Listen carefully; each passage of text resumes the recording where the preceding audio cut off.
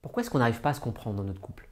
Pourquoi parfois notre partenaire nous fait des reproches pour des choses qu'on n'a pas dit ou qu'on a fait? La raison se cache peut-être dans le concept des 5 langages de l'amour. C'est quoi? Eh bien, c'est un concept décrit par Gary Chapman, un conseiller conjugal américain dans son livre Les 5 langages de l'amour. Le concept, il est simple. Il existe 5 manières de manifester notre amour. Et on a chacun notre langage préféré qui ne correspond pas forcément à celui de notre partenaire, ce qui peut poser un problème quelque part d'entente et de compréhension dans notre couple. Par exemple, si vous offrez des cadeaux régulièrement à votre partenaire mais que vous ne lui dites jamais je t'aime, alors qu'elle est sensible à ça, et qu'elle se sent aimée uniquement quand on lui dit je t'aime, malgré des cadeaux, quelque part, il va lui manquer quelque chose, elle ne va pas se sentir aimée. À travers notre façon d'exprimer notre amour, on va donc venir alimenter en quelque sorte une sorte de réservoir émotionnel de notre partenaire. C'est un peu comme un réservoir d'amour qui ne doit jamais être vide. Et notre partenaire fait de même avec notre réservoir émotionnel qu'elle vient alimenter à travers ses langages. Et le but, bien sûr, c'est d'alimenter ce réservoir. Pour alimenter ce réservoir, on va utiliser les langages d'amour.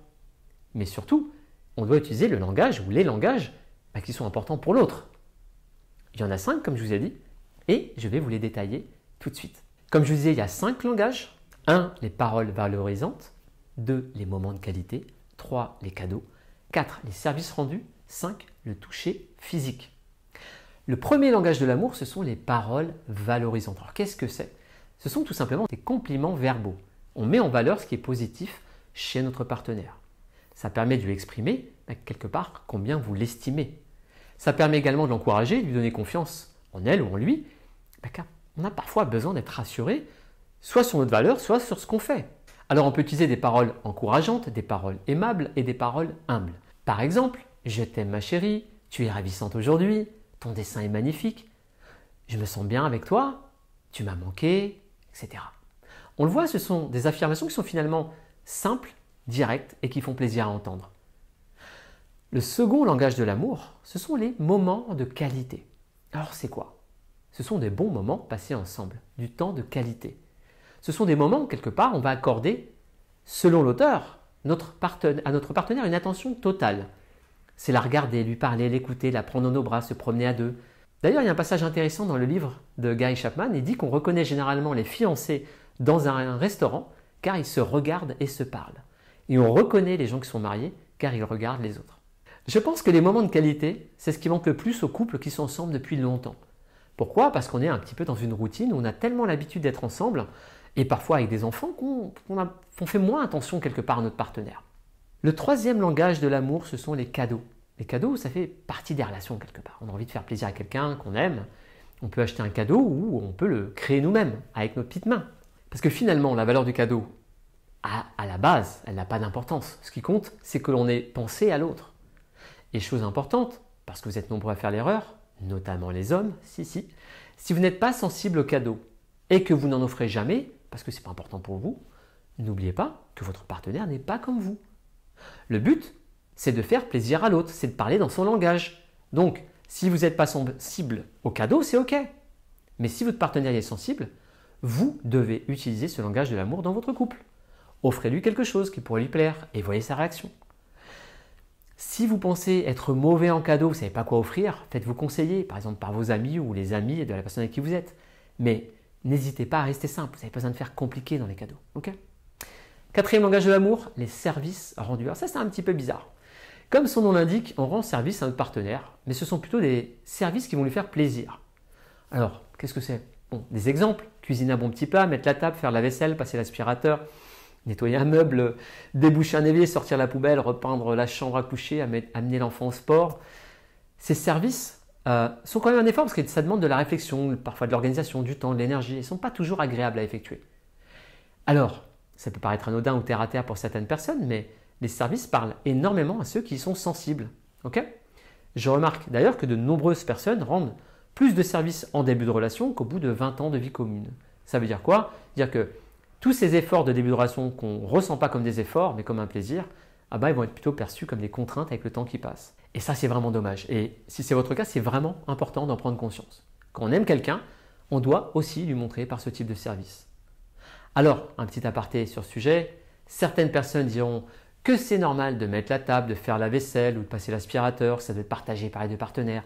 Oui, c'est vrai, mais d'une part, tout le monde ne le fait pas, et d'autre part, ce n'est pas évident pour tout le monde.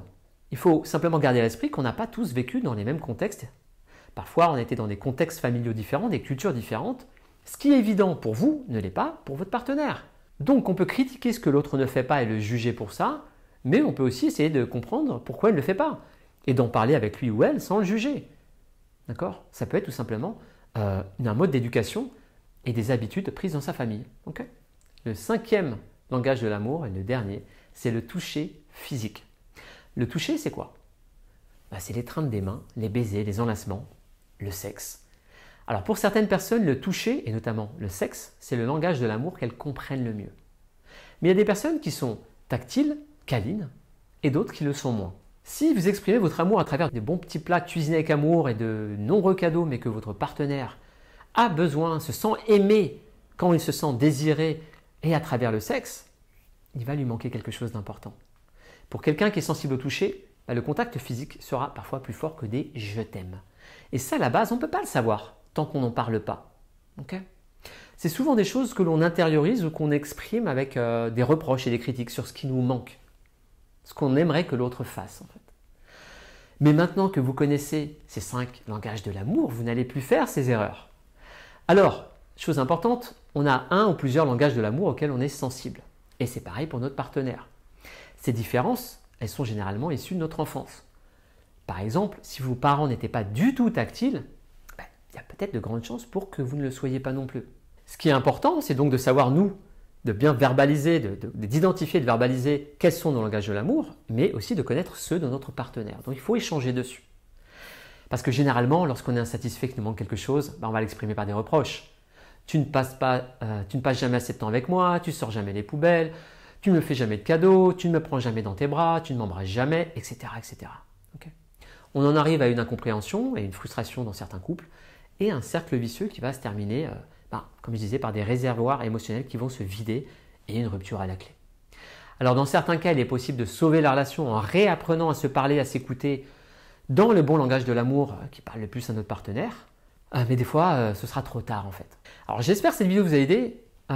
Si c'est le cas, moi ce que je vous conseille, c'est de faire suivre cette vidéo à votre partenaire, puis à vous faire une petite soirée en amoureux et à échanger sur vos langages de l'amour sans reproche ni critique bien sûr. Le but c'est d'apprendre à mieux vous connaître et à exprimer votre amour de la meilleure des manières. Bien entendu, n'hésitez pas à l'envoyer à des amis que ça pourrait aider et qui connaissent des petits problèmes de couple. Ou pas, hein, vaut mieux anticiper que rompre. Si vous avez apprécié cette vidéo, vous pouvez vous abonner à ma chaîne YouTube ou pas, c'est comme vous voulez.